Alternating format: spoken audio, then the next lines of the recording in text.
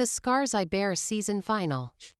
I am in the kitchen, dancing to the radio while cooking when I hear the sound of a car pulling up in the driveway.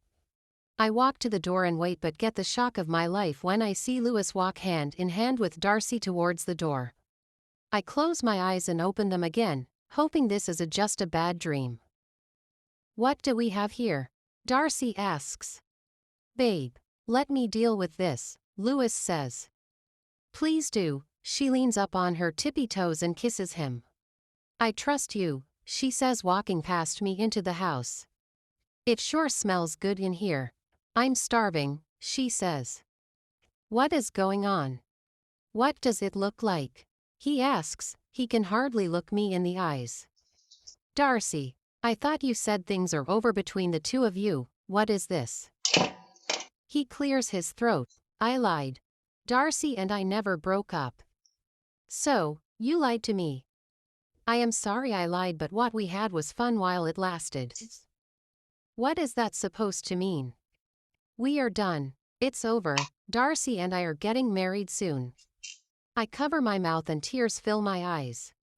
You said it yourself. Darcy is beautiful, smart and intelligent. Unlike you, Darcy is whole. She is the kind of woman a man takes home to meet his people. I am sorry I led you on, May, but I can't be with you. You are too messed up for a man like this. I regret ever getting entangled with you. Louis, I say, my voice choking with emotion.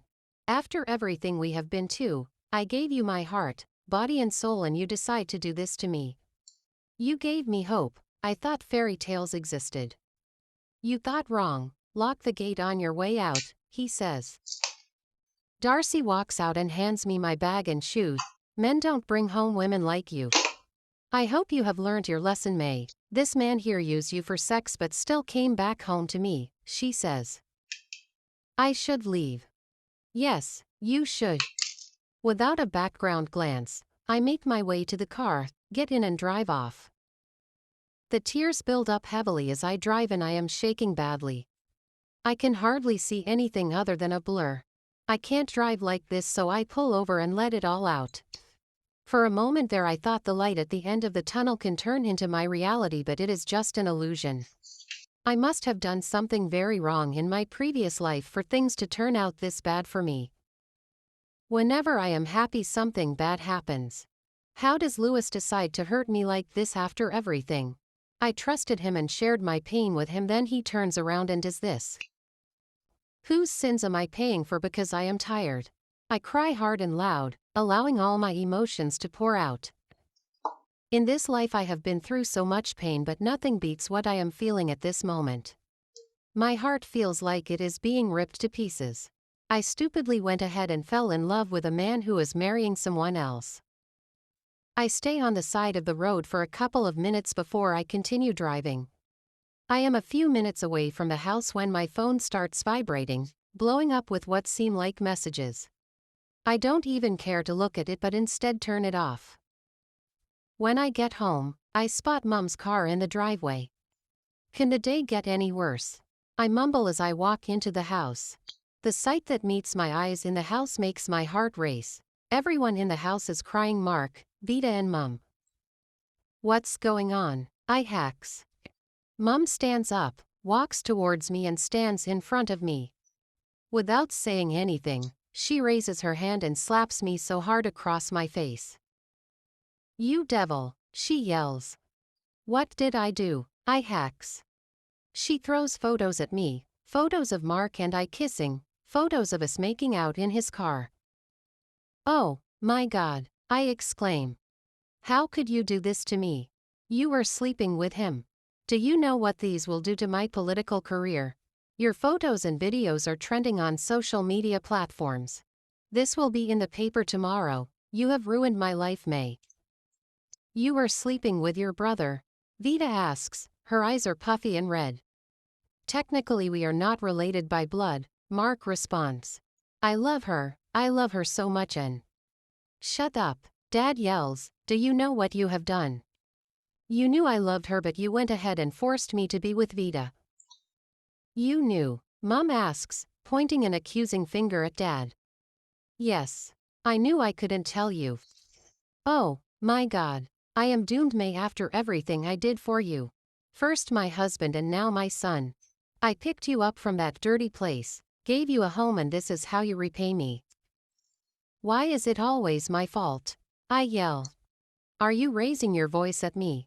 Mom asks. Yes, I am. I have been quiet for too long and I am tired. Yes, you picked me up from the orphanage and I am grateful, but aside from money, what else have you done for me? Where were you when Mark raped me?